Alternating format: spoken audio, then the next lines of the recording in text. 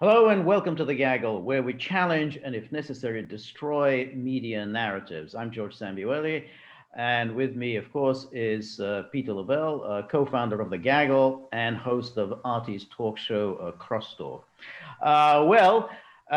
Yesterday, a major agreement was signed between Russia, Azerbaijan, and Armenia, bringing thankfully, their very nasty war to an end.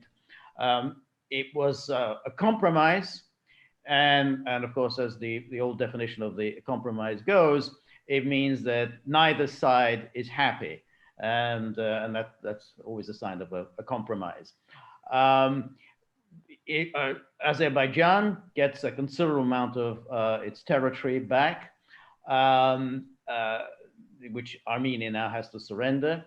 Nagorno-Karabakh, the northern part of Nagorno-Karabakh, retains its kind of its autonomy, and Russian peacekeepers will be present to monitor, obviously, the ceasefire and to ensure access between Nagorno-Karabakh and Armenia proper. Uh, it's one in which clearly one can interpret it in many different ways, and I think in this discussion we may have different outlooks on it. So, Peter, first of all, what's your take? Well, I think it's really, first of all, it's very important that agreement was that has been hammered out after a number of attempts in Moscow. It was both parties, Armenia and Azerbaijan, were shopping around. They shopped Moscow a couple of times, even looked to the United States shopping around. And then when they realized that this conflict could continue, that would not benefit either. And you're absolutely right. Nagorno-Karabakh, backed obviously by Armenia, had to make concessions because they were losing the conflict. And when you're losing and you see the end of the tunnel and it's black, it's time when you seriously talk. And that's what they did. They came to Moscow and they seriously talked about it, which I think is it's good because conflict of this nature is obviously unnecessary and should be resolved through diplomatic means, which it was. But I'm very happy that it was Russia that was involved because Russia is an honest broker.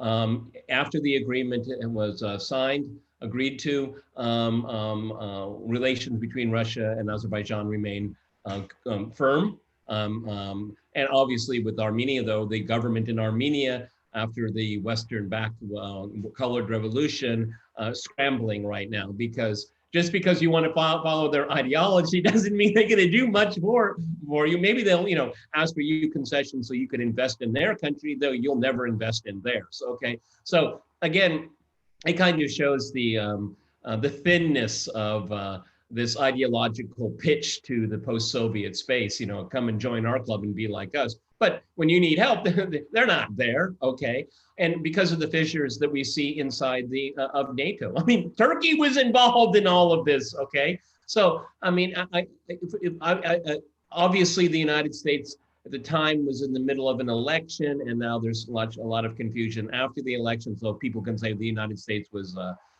its attention was diverted. Maybe yes, maybe no. But we're getting into an era now where these conflicts have to be solved by the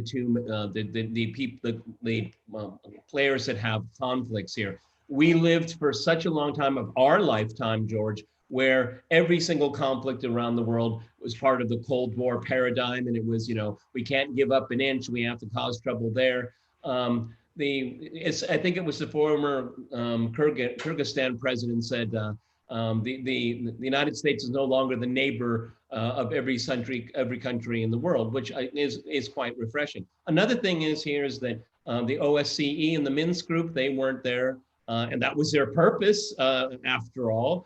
With these other powers, including the United States, wasn't able to resolve it. NATO wasn't, obviously, the EU wasn't. So for me, there's a number of really positive outcomes because if you really want to have a meaningful settlement of conflicts, you're going to have the parties involved in that conflict act in good faith and not through intermediaries that will force some kind of ideological spin on it or look for geopolitical advantage against another regional power, which was always the case. So I think there's some refreshing and positive things here. I have a real strong feeling you disagree with me. Go ahead. Well, I do, because I don't think it's particularly a positive for Russia. I mean, let's say Russia attempted to broker a ceasefire originally. That failed. Russia has signally failed to bang heads together. This is its own near abroad. This is its own. Well, they did eventually. Well, they did eventually. Let me finish.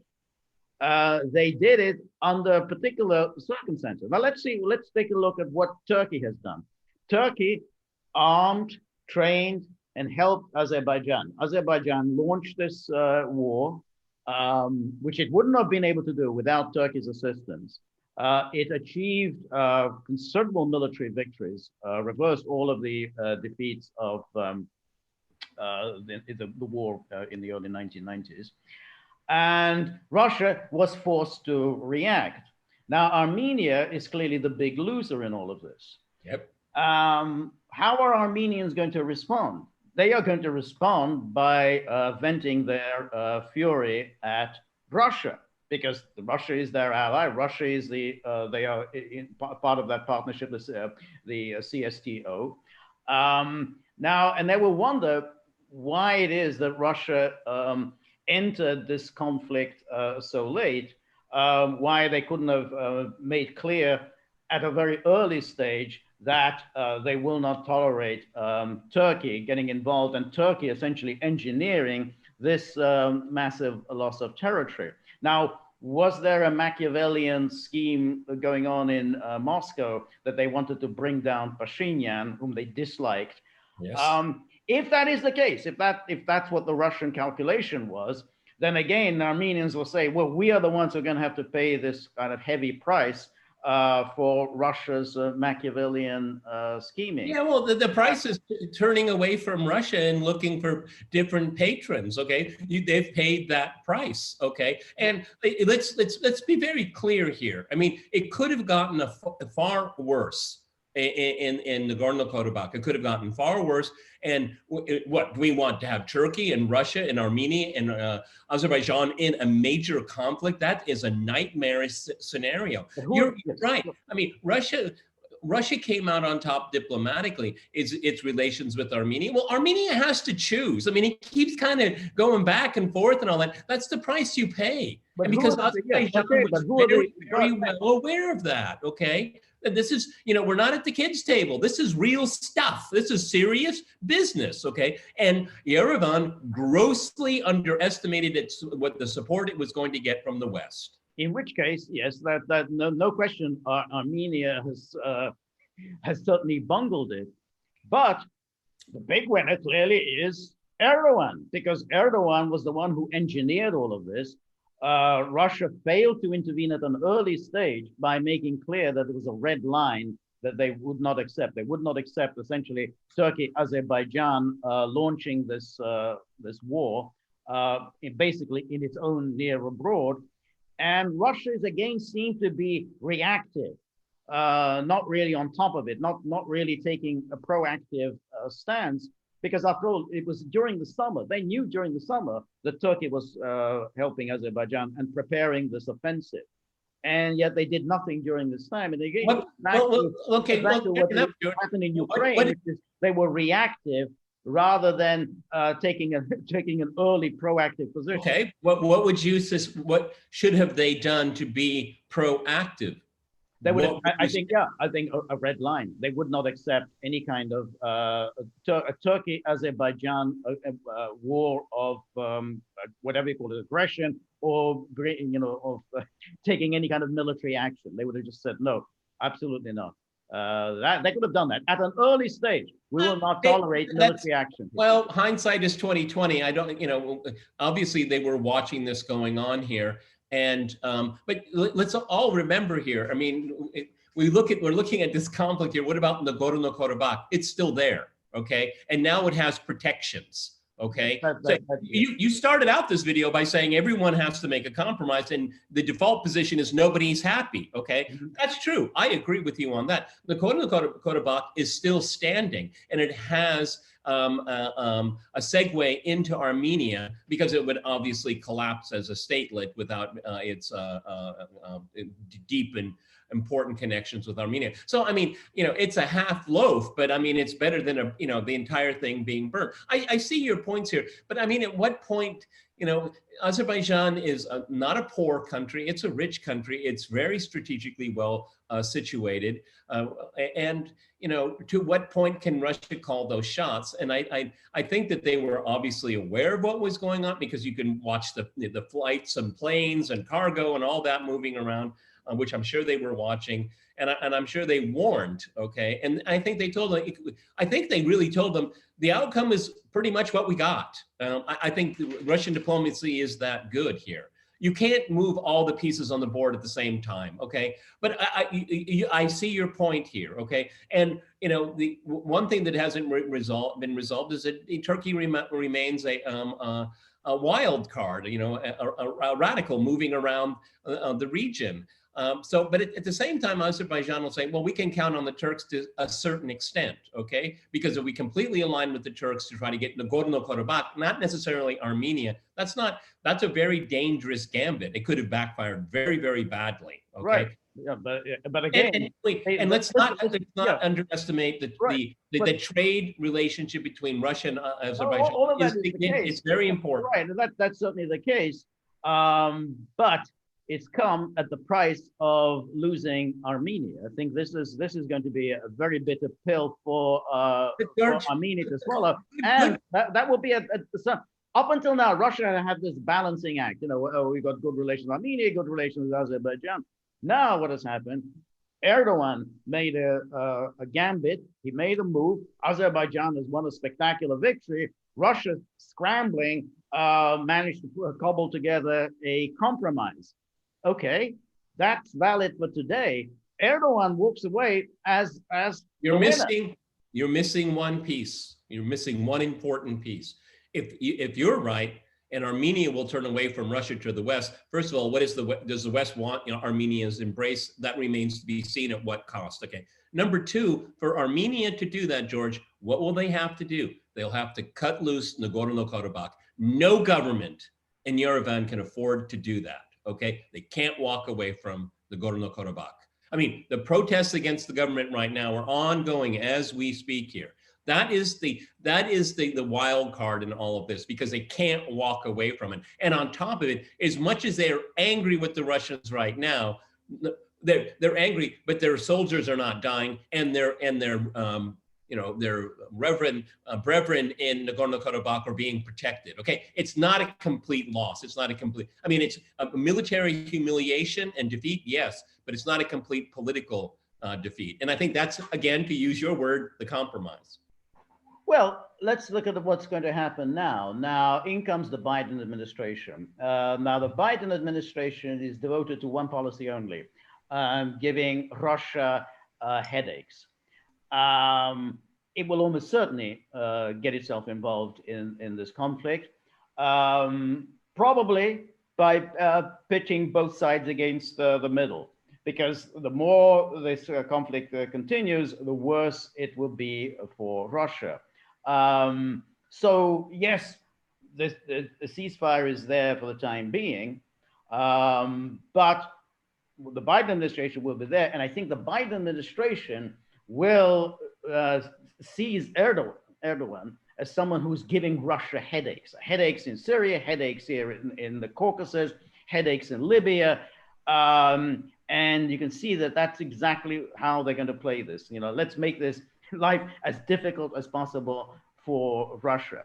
That's why I think a shrewder policy for the Russians would have been try to bring this to an end at a much earlier stage, and that way they would have still maintained Armenia and Azerbaijan both still looking to Russia as the key power here. Azerbaijan now sees Turkey is the key power. Turkey is the one who did this for us. No one else has done this for us. Okay. Turkey shook up the system, Turkey delivered this territory for us, first time in 25 years. Okay, but they're all free agents in all of this here. Like I used my word, they went shopping and around and not in good faith, hoping for a patron that would come in and give one of them everything they want. Well, that wasn't going to happen. It wasn't going to happen, and it didn't happen.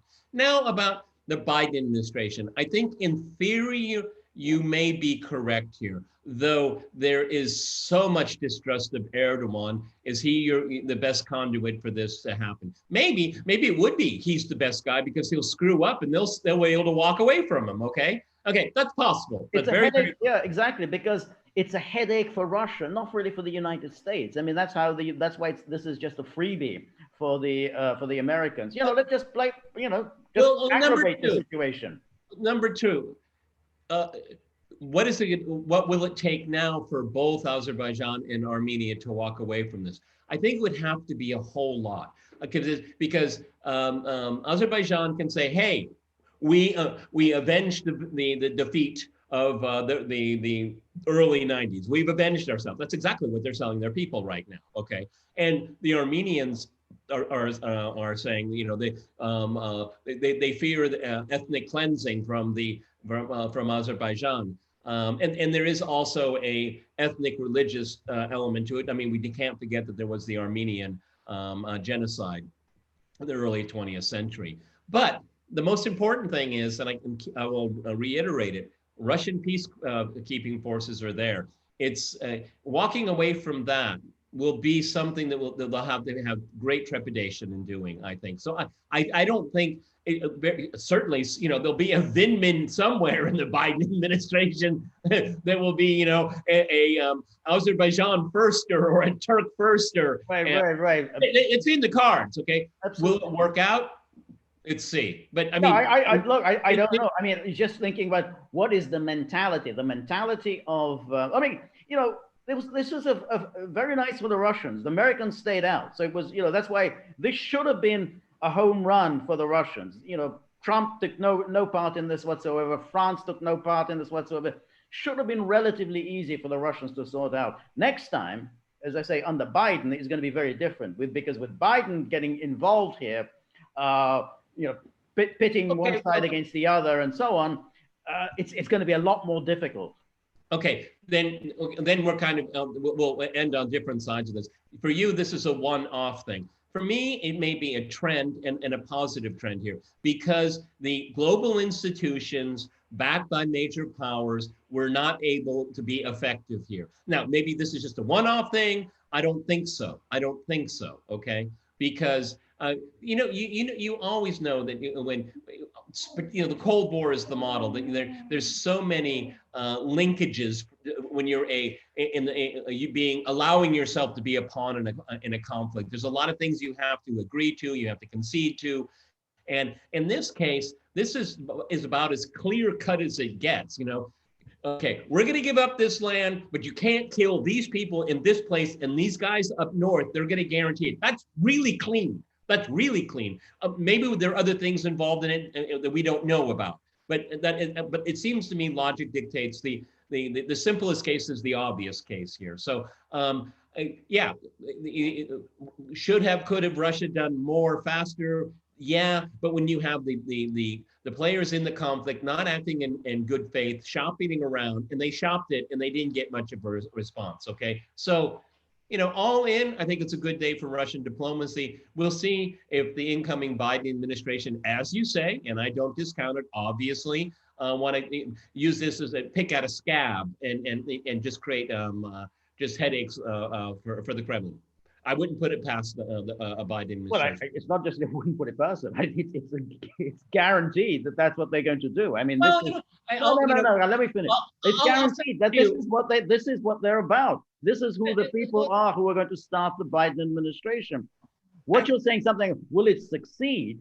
That's a different issue. It may well not succeed, but it's creating problems.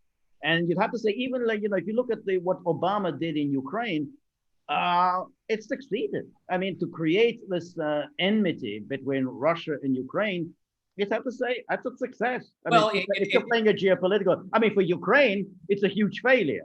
But for American policy, it's a success. We've got Russia and Ukraine. The enmity works one way, George. Two brother countries at loggerheads. Enmity works only one direction, okay? And that's something most people don't understand here. I forwarded to you, I don't know if you had a chance to read that Anatol Lieberman came out with a very interesting piece about what he thinks is going to be a Biden foreign policy. And we don't have to discuss it here. I'd like to discuss it in a separate video. But he says, and I think one of the most important takeaways from his article, and I'm sorry I don't have a link to provide everyone at this point, but George and I will do a separate video on it. He says this, I'm going to let you chew on it for a while, George, is that the incoming Biden administration has learned the lesson that the electorate is tired of these foreign wars and will not. Let me finish saying that initiating these wars are not popular. However, using the sanction regime is obviously something that they would use, and they would use it obviously against Russia. But let's chew on that for a little while. Don't give I know your answer, but at least think about it. I won't give my answer now. But talk about deja vu all over again. I have heard that. I've read that article at the start of every single administration. Every single administration. Somebody always writes. I have. Americans are really, really tired of intervention. They are tired of it, but well. Taking a page from Trump, he didn't start any, and I'm quoting you, your favorite mantra here, of not starting new wars here. Let's see if that is something that they will do. Yeah, okay, but yeah, we'll see. And you must remember all of the articles that were written in the latter days of the Bush administration and the early days of the Obama administration.